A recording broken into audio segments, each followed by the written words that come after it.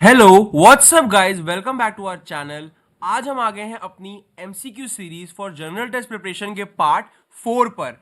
इस सीरीज में हम लोग डेली 25 एमसीक्यूज करते हैं, जो कि बहुत इजी से बहुत टफ हर लेवल को कवर करता है। बिकॉज देखो, एकदम टफ वाला ही करना जरूरी नहीं है, पेपर उससे भरा हुआ नहीं होता। सिंपल वाले क्वेश्चन आपके मार्क्स ले जाते हैं अगर आपने उन्हें पहले कभी देखा ना हो। तो आज हम करेंगे, हमने इस सीरीज में 3 पार्ट्स किए हैं, हर एक में 25, तो मतलब हम 75 क्वेश्चंस कर चुके हैं। आज हम उसके आगे के 25 क्वेश्चंस करेंगे। फिलहाल के लिए हम यही 25 एमसीक्यूज करने वाले हैं, और साथ में इंग्लिश के भी 25 to 50 एमसीक्यूज की वीडियोस हर अल्टरनेट डे पे आती है। तो आपको करना कुछ नहीं है, उन वीडियोस को देखते रहना और एक अच्छा सा ढांचा तैयार कर लेना है। बिना कोई टाइम वेस्ट किए आज की वीडियो को स्टार्ट करते हैं। चलते हैं हमारे 75th क्वेश्चन पे। अब मुझे याद है, मैंने उसका आंसर आप लोगों को बोला था कमेंट सेक्शन में कमेंट करने के लिए, और कुछ एक बच्चे ने उसका जवाब भी दिया जो कि बिल्कुल करेक्ट था। तो क्वेश्चन ये था कि who is the father of all India services. इसका आंसर है सरदार वल्लभ भाई पटेल। एक बच्चे ने इसका कमेंट में आंसर भी दिया था, एंड ही वाज राइट। आते हैं हमारी वीडियो के आज के 25 क्वेश्चंस पे, जो है यहां से start. Now, who started the home rule movement in India. Home rule movement किसने स्टार्ट करी थी? This is very important question. ऐसी मूवमेंट्स हमारी हिस्ट्री से जुड़े हुए क्वेश्चंस, मॉडर्न हिस्ट्री से जुड़े हुए क्वेश्चन तो बहुत आते हैं। This is modern history. तो जवाहरलाल नेहरू थे, मोहम्मद अली जिन्ना थे, एनी बेसेंट था, या फिर नन ऑफ दीज था। तो home rule movement Annie Besant ने शुरू की थी। This is very important question, because Annie Besant को इंडियन नहीं है, बट स्टिल इनने मूवमेंट स्टार्ट करी इंडिया की इंडिपेंडेंस के लिए। आ जाते हैं नेक्स्ट क्वेश्चन पे। Chenab Jhelum are tributaries of which river. आपने नाम सुना होगा बहुत बार कि रावी चिनाब झेलम जैसी लंबी लंबी कहानियां मत सुनाओ, क्योंकि ये ट्रिब्यूटरीज है किस बड़ी रिवर की। तो इसका आंसर बताइए। ऑप्शन है गंगा, सतलुज, रावी या फिर इंडस। तो आंसर है इंडस। मैंने बताया ना, रावी चिनाब झेलम तीनों ही किसकी ट्रिब्यूटरीज हैं? इंडस रिवर की। और ये कहां पड़ती हैं, किस स्टेट्स को क्रॉस करती हैं, वो मुझे आप लोग कमेंट सेक्शन में कमेंट करके बताएंगे किस किस स्टेट से इंडस होकर गुजरती है। नेक्स्ट क्वेश्चन है, which organ removes nitrogenous compounds from the blood. This is a general science question and is important. इसका ऑप्शन है liver, kidney, pancreas, none of these. कौन सा वो ऑर्गन है जो नाइट्रोजनस कंपाउंड को ब्लड से अलग करता है? तो ब्लड की जो क्लियरिंग वाला काम है वो कौन कर रहा है? आंसर है किडनी, जो कि आप सब भी अपेरेंटली आंसर कर पा रहे होंगे। नेक्स्ट क्वेश्चन पे चलते हैं, which is 79th question. Where is rocket launch pad. अच्छा, ये रॉकेट का लॉन्च पैड इंडिया में कहां पर है? तो ये मैंने एमसीक्यू की तरह नहीं बताया, एक जनरल इन्फॉर्मेशन की तरह बना दिया है। श्रीहरिकोटा में है। देखो, Satish Dhawan space centre, SDSC, Sriharikota near Chennai. मैंने पूरा डिस्क्रिप्शन इसका दे दिया। ये एक जनरल सा क्वेश्चन है, अगर आता है तो आप लोग इसको आंसर कर पाए। मैंने इसलिए इसको ऐसे मेंशन कर दिया कि कुछ मिस ना हो जाए, इसलिए मैं कवर करते हुए चल रहा हूं। अभी टाइम बहुत है, हम एक्स्ट्रा क्वेश्चन कर सकते हैं। बाद में मैं इस सीरीज से वो निचोड़ क्वेश्चंस भी लेकर आऊंगा, जो निचोड़ सीरीज में हम कराएंगे, जिसमें सिर्फ और सिर्फ वो इंपॉर्टेंट क्वेश्चंस होंगे जो इनमें से भी ज्यादा इंपॉर्टेंट है। फिलहाल ये सारे इंपॉर्टेंट है, टाइम है तो ये सब करते हैं। एंड में हम इनसे भी जो मोस्ट इंपॉर्टेंट है वो करेंगे। बट ये सब कर लो, क्या पता कौन सा क्वेश्चन आ जाए, बिकॉज पेपर किसी ने नहीं देखा है ना। तो ये वाला इसको पूरा पढ़ लेना। The space port of India is responsible for providing launch based infrastructure for the Indian space programme. Next question, INS Vikrant was decommissioned in which year. INS Vikrant को डीकमीशन कब कर दिया गया था? 2000 में, 1997 में, या फिर 1998 में, या 2005, 2005 में। आंसर है इसका 1997 में आईएनएस विक्रांत को डीकमीशन कर दिया गया, वो यूज में नहीं रहा। What is the study of soil called as? Very important question, because बहुत सिंपल है, बट इसका आंसर भी लोग गलत कर जाते हैं। इसका आंसर, अच्छा, एक क्वेश्चन मैंने पहले कराया था, पिछली सीरीज में था, जिसका बच्चे कह रहे थे कि अर्थक्वेक की इंटेंसिटी मेजर करने के लिए भैया रिचर स्केल यूज होता है। तो आप मर्कैली स्केल को सर्च करना कि मर्कैली स्केल का यूज क्या होता है। वो इंटेंसिटी ऑफ अर्थक्वेक के लिए अब यूज किया जाता है। तो that is the correct answer. उसको कमेंट में बच्चों ने बोला था कि भैया गलत है, रिचर स्केल होगा। नहीं, आप सर्च करना what is Mercalli scale use for. It is also use for measuring the intensity of earthquake. That is a very important question. Option में शायद मर्कैली स्केल दिया और रिचर स्केल ना दिया, और आप लोग गलत टिक करके चले आओ। तो ध्यान देना, मैं चुन चुन के ऑप्शंस लेके आ रहा हूं। बहुत रेयर केस में कोई आंसर गलत होगा, मिसप्रिंट हो सकता है, गलत कम होता है। तो what is the study of soil called as? Orthopology, pedology, cosmology, या none of these? The answer is pedology. Pedology is the study of soil. Next question, in which year was the spacecraft Aryabhata was launched. कौन से साल में Aryabhatta spacecraft को launch किया गया था? ऐसे क्वेश्चन आ जाते हैं, बिकॉज ये इंपॉर्टेंट चीजें जो है लॉन्च हुई हैं, डिस्कवर हुई हैं, हमारे इंडियन कंट्री से जुड़ी हुई हैं, तो बहुत इंपॉर्टेंट है। ऑप्शन है 1980, 1975, 1960 या 1966। The answer is 1975. The spacecraft Aryabhatta was launched in 1975. Next question is, who is the chairman of Human Rights Commission of India? Important question. Arun Kumar Mishra, Sanjay Rawat, Ajay Singh, या इनमें से कोई भी नहीं। तो इसका आंसर बताइए आप लोग, कौन है ह्यूमन राइट्स कमीशन का चेयरमैन इंडिया का? अरुण कुमार मिश्रा, याद रखिएगा। Next question, what is the number of balls in snooker? जिसको भी स्नूकर गेम का आइडिया हो वो इसको इजीली झटके से आंसर कर देगा, जिसको आइडिया नहीं है उसके लिए ब्लैंक हो गया। तो वही है, कोई क्वेश्चन किसी के लिए इजी और किसी के लिए टफ हो सकता है, इसलिए मैं सारे कवर कर रहा हूं ताकि क्रिकेट वाले भी क्वेश्चन जो इंपॉर्टेंट है वो कवर हो जाए। क्रिकेट और स्नूकर हो गया या पूल हो गया, जो भी इंपॉर्टेंट चीजें मैं कवर कर देता हूं। तो नंबर ऑफ बॉल्स स्नूकर में कितनी होती है? 22 होती है। There are 22 balls in the game snooker. Next is, who scored the fastest century in test cricket match? Very very very important question, बहुत बार आता है, मेरे पेपर तक में आ गया था कि फास्टेस्ट सेंचुरी टेस्ट क्रिकेट में किसने स्कोर करी है। बड़े फेमस फेमस नाम दिखेंगे, बट आपको चुनना है वो नाम जो क्रिकेट के बारे में जानते हो, उन्हें पता होगा, बट जिन्हें नहीं पता उनको इसे याद करना पड़ेगा। तो एम एस धोनी ने स्कोर करी थी फास्टेस्ट सेंचुरी, हार्दिक पांड्या ने करी, या ब्रेंडन मैकलम ने करी, या एबी डिविलियर्स ने करी? तो आंसर इज ब्रेंडन मैकलम। कितने बॉल्स में कितने रन मारे थे? उनने 54 बॉल्स में 100 रन स्कोर किए थे। देखो आज के टी20 के जमाने में लोग इससे कम बॉल में भी मार देते हैं, बट यहां बात क्या हो रही है? टेस्ट क्रिकेट में किसने किया? टेस्ट क्रिकेट 5 डे वाला मैच जो होता है उसमें ब्रेंडन मैकलम ने किया था, विच इज वेरी इंपॉर्टेंट। अगला क्वेश्चन है, ASCII स्टैंड्स फॉर व्हाट? मैंने इसे एमसीक्यू नहीं बताया है, एक जनरल क्वेश्चन है, आपको इसका आइडिया होना चाहिए। This is American standard code for information interchange. Not so important, but एक बार देख लेना। Next question, who is the president of south Asian wrestling federation? ये इंपॉर्टेंट क्यों है? Because south Asian wrestling federation का जो चेयरमैन है वो एक इंडियन है, इसलिए इसको देखना बहुत जरूरी हो जाता है। यही सब जो हमारी उपलब्धियां हैं ना, यही सब काम आती हैं, क्वेश्चंस में दिख जाती हैं। अब ब्रिजभूषण शरण सिंह है, ब्रिज मोहन लाल सिंह है, अनुराग ठाकुर है, इनमें से कोई नहीं है। हर कोई इसमें अनुराग ठाकुर करके चले आते हैं, बिकॉज अनुराग ठाकुर बहुत टाइम तक हमारे इन स्पोर्ट्स में चेयरमैनशिप प्रेसिडेंटशिप में रहे हैं। बट यहाँ पर साउथ एशियन रेसलिंग फेडरेशन की बात हो रही है, तो उसके जो प्रेसिडेंट है वो है Brijbhushan Sharan Singh. Is very important question, इस तरह क्वेश्चन दिख जाते हैं। नेक्स्ट क्वेश्चन, मैं चुनिंदा क्वेश्चन ही लेकर आया हूं, इधर उधर के फालतू क्वेश्चन नहीं है। ये आपके जीएमआई एंट्रेंस में और सीयूईटी एंट्रेंस दोनों में बहुत काम आने वाले हैं। मार्क माय वर्ड्स, आने वाले टाइम में मैं जो एंट्रेंस गाइड्स होती है उनसे भी डायरेक्ट क्वेश्चन यहां पर लेकर आऊंगा। Delhi was the capital of India in which year? Delhi was made the capital of India, होगा, थोड़ा सा टाइपो है आई गेस। तो अब दिल्ली कब कैपिटल ऑफ इंडिया बना था? इन विच ईयर? 1857, 1911, 1948 या 1950? दिल्ली को 1911 में कैपिटल ऑफ इंडिया बनाया गया था। थोड़ा सा डाउटफुल है ये question, but okay. Delhi was the capital of India in which year? In 1911। इसको एक बार देखना आप लोग। Next is, when is the world वन्य प्राणी डे? अच्छा, वन्य प्राणी डे ऑब्जर्व्ड किस दिन? वर्ल्ड वन्य प्राणी डे ऑब्जर्व किया था? 1 अक्टूबर को, 30 अक्टूबर को, या 6 अक्टूबर को? None of the above. तो ये ऐसे डेज मैंने बताया था, डेज वगैरह बहुत इंपॉर्टेंट है। कोई स्पेशल डेज है तो साल में मुश्किल से 30-40 ऐसे स्पेशल डेज होते हैं, तो इनको पूरा याद कर लेना।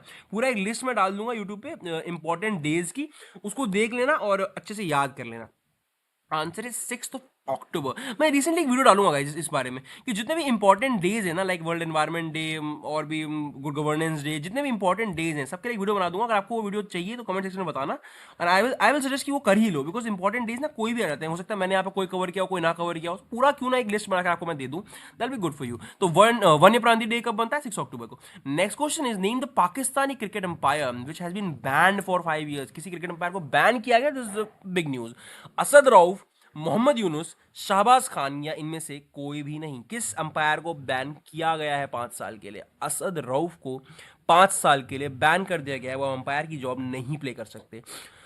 Name the first animal domesticated by neolithic people. अब ये है क्वेश्चन इंपॉर्टेंट, यहां करते हैं बच्चे गलती, थोड़ा सा इसका क्वेश्चन कंफ्यूजिंग या कंफ्लिक्टिंग होता है, कौन सा सही होगा। तो the first animal domesticated by neolithic people was cow, dog, या हॉर्स, या नन ऑफ द अबव? इसका आंसर डॉग है गाइस, इसका आंसर है डॉग। कोई हॉर्स करके बताना। अगर ऑप्शन में ऑब्वियसली डॉग ना हो तब आप कर सकते हो हॉर्स, लेकिन अगर ऑप्शन में डॉग ना हो तो आप कर सकते हो, लेकिन उसके बाद अगर है तो डॉग ही करना। बिकॉज सर्च करोगे, इस बारे में सर्च करोगे, आपको मिलेगा कि न्यूलिथिक पीपल ने जो पहला एनिमल डोमेस्टिकेट किया था, जो मतलब बड़ा करते हैं, जिन्हें खाने पीने की तरह यूज किया जाता है, वो डॉग था। What is the full form of NSA? अब बताओ एनएसए का फुल फॉर्म क्या है? National security association, national security agency, nation service agency, या नन ऑफ द अबव? क्या नेशनल सिक्योरिटी देखो एनएसए इंपॉर्टेंट है कि हमारा क्या है एनएसए, इसका फुल फॉर्म क्या है? फुल फॉर्म है इसका नेशनल सिक्योरिटी एजेंसी है, एसोसिएशन नहीं है। Okay, next question, in who was the first female जज of high court? Very important question कि फीमेल जज ऑफ हाई कोर्ट कौन था पहला? इंदु मल्होत्रा थी, फातिमा बीबी थी, एना चांडी थी, या नन ऑफ द अबव था? इसमें कहीं भी नहीं लिखा है कि ये इंडिया की फर्स्ट फीमेल जज हैं या पूरे वर्ल्ड की फीमेल जज हैं। तो आपको इसे एज अ होल क्वेश्चन याद रखना है कि पहली जो फीमेल जज बनी पूरे वर्ल्ड में वो एना चांडी थी। ठीक है, याद रखना है इस चीज को, फर्स्ट फीमेल जज of high court was Anna Chandy. Next question है which gas is filled in balloons. Very simple question, बस कुछ लोग इसको भी गलत कर देते हैं, तो ये भी रिवाइज करते हुए चलना है ना, अभी तो रिवीजन वाला टाइम है हमारे पास, सब कुछ करते हुए चलेंगे। तो कौन सी गैस फिल की जाती है बलून्स के अंदर, नाइट्रोजन, हीलियम, ऑक्सीजन या आर्गन। बहुत से बच्चे इसका आंसर कर देते हैं, फटाफट से मेरे बताने से पहले कमेंट कर दो जिसको पता है, आपको मैं 5 सेकंड का टाइम देता हूं। कौन सी गैस फिल की जाती है बलून्स में, नाइट्रोजन, हीलियम, ऑक्सीजन, आर्गन। मेरे बताने से पहले ही करना, अब मैं बताता हूं। Answer is helium gas.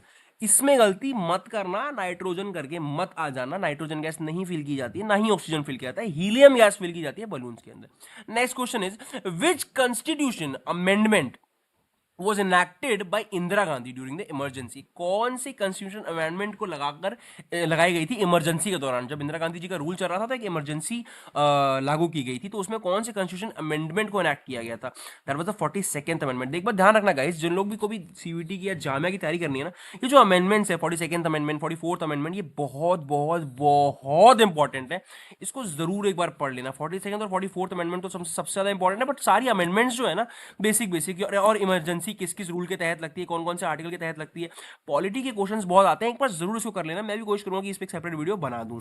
Next question, who holds the record for fastest test 100। सबसे फास्टेस्ट टेस्ट 100, ये रिपीट है ना, कुछ अभी बताया था मैंने, इसका आंसर है Brendon McCullum. Next question, the president signed a proclamation under which article for imposing president rule. President rule लगाने के लिए कौन सी प्रोक्लेमेशन यूज किया जाता है, समझ लो, ये क्वेश्चन बहुत इंपॉर्टेंट है। मैं बताया था ना आर्टिकल्स एंड अमेंडमेंट्स आते हैं, तो कौन से प्रोक्लेमेशन को अंडर साइन किया गया, किस आर्टिकल के तहत, अरुणाचल प्रदेश में जब प्रेसिडेंट रूल लगाया गया था, तो आर्टिकल 368 के तहत लगता है। जिन लोगों को इसके बारे में आइडिया नहीं है जरूर पढ़ लेना, ये आर्टिकल्स वाले क्वेश्चन बहुत आते हैं।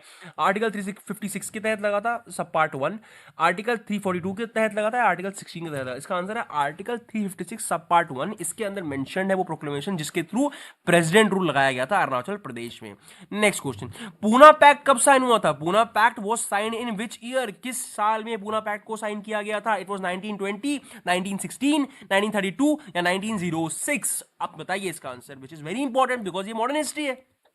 Answer is 1932। इसे गलत मत करना, मॉडर्न हिस्ट्री मिस करना बेवकूफ़ी है, बिकॉज मॉडर्न हिस्ट्री से कम 5 से 10 क्वेश्चन, समझ रहे हो, ये बहुत बड़ा मैंने तुम्हें रेशियो बोल दिया है, क्योंकि जेएमआई हो या सीवीटी हो 5 क्वेश्चन तो समझ लो मॉडर्न हिस्ट्री से आएंगे, जो कि बहुत ही बड़ा रेशियो है यार। 5 क्वेश्चन किसी एक टॉपिक से आ रहे हैं, मतलब हाँ मॉडर्न हिस्ट्री टॉपिक भी बड़ा है, लेकिन still 5 question is a very big deal, आपको करना चाहिए।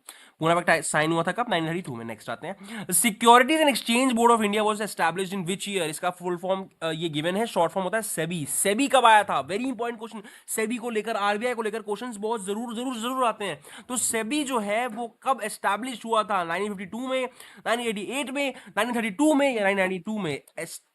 एक मिनट, इसका आंसर मेंशन नहीं है, तो इसका आंसर होगा 1988। देखो इसमें दो कंफ्यूजिंग आंसर्स होते हैं कि एक इसको रिकॉग्नाइज कब किया गया था, एक एस्टैब्लिश कब हुआ। तो इसकी एस्टैब्लिशमेंट हुई थी 1988 में, जो कि मेरे हिसाब से करेक्ट आंसर वही होना चाहिए, बट आप लोग एक बार चेक कर लें, बिकॉज यहाँ पे इसका आंसर मेंशन नहीं है। तो सेबी कब एस्टैब्लिश हुई थी, और दो चीजें होती है इसमें, एक एस्टैब्लिश कब हुई थी और एक रिकॉग्नाइज कब की गई थी।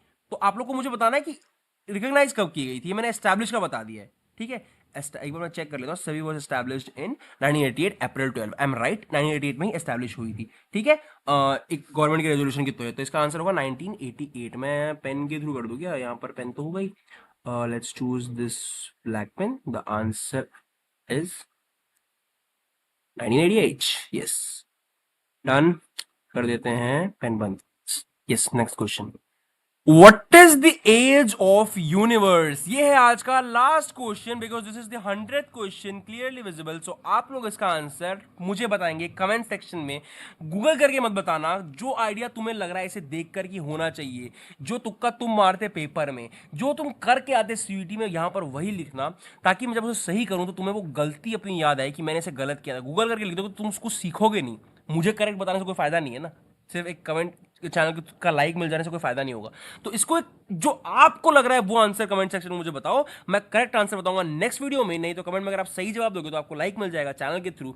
सो what is the age of the universe, आपको कमेंट करके बताना है। 20 बिलियन है, 12 बिलियन है, 13.8 बिलियन है या 14.5 बिलियन ईयर्स है। आज की वीडियो में यहीं तक था गाइस, 25 क्वेश्चन हमने आज भी कर लिए हैं। और अब नेक्स्ट वीडियो में हम और 25 क्वेश्चंस करते चलेंगे, तो इसीलिए इस चैनल से जुड़े रहिएगा। ये तो कुछ भी नहीं है, 25 क्वेश्चंस की सीरीज तो बहुत ही छोटी सीरीज है। आपको मैंने बताया था क्वांट्स की बच्चे बात कर रहे थे, वो मैं जरूर जरूर जरूर कराऊंगा। क्वांट्स की तैयारी भी कराऊंगा। 10 दिन दो मुझे, मुश्किल से 10 दिन चाहिए, फिर क्वांट्स की तैयारी करेंगे, रीजनिंग भी करेंगे। Reasoning is not very tough, quants थोड़ी सी लेंदी हो जाती है, इसलिए ट्रिक्स आना चाहिए। क्वांट्स बहुत ज्यादा भी नहीं करा पाया तो इंपॉर्टेंट क्वेश्चन तो मैं जरूर करा दूंगा। रीजनिंग आपकी कवर करा दूंगा। इंग्लिश आपकी ऑलरेडी चल रही है और जनरल टेस्ट में यही 4 चीजें आती हैं। करंट अफेयर्स को लेकर मैं आपको कह रहा था, मैं 6 महीने का एक लिस्ट डाल दूंगा लास्ट 6 मंथ की, वो एक वीडियो देख लेना, वो 6 वीडियोस देख लेना, एक प्लेलिस्ट में डाल दूंगा 6 महीने का करंट अफेयर, वो आपका हो जाएगा, उसका टेंशन मतलब एंड में कर लेंगे। अभी खाली ध्यान रखना है जनरल टेस्ट के स्टार्टिंग क्वेश्चन पे, और थोड़ा सा मैथ्स को मैं डिले इसलिए कर रहा हूँ बिकॉज अभी सीख भी लोगे फिर आप सीयूटी तक भूल जाओगे, तो थोड़ा सा लेट शुरू करते हैं, प्लस मेरा हाथ भी ठीक हो जाएगा, अभी इट्स नॉट परफेक्टली फाइन। ठीक है, तो आज की वीडियो में यहीं तक था गाइस। अगर चैनल पर नए हो तो सब्सक्राइब जरूर कर देना, बेल आइकन दबा देना, ऐसी और बहुत सी रिलेटेड एमसीक्यू सीरीज आपको मिलती रहेंगी हमारे चैनल पर। हर तरह की स्ट्रीम के बच्चों को गाइडेंस भी यहाँ मिलती है, जेएमआई के लिए भी, सीयूटी डीयू के लिए भी, और भी किसी यूनिवर्सिटी एएमयू बीएचयू वगैरह का भी कोई भी अपडेट चाहिए हो, कुछ भी डाउट हो तो कमेंट सेक्शन में जरूर बताना।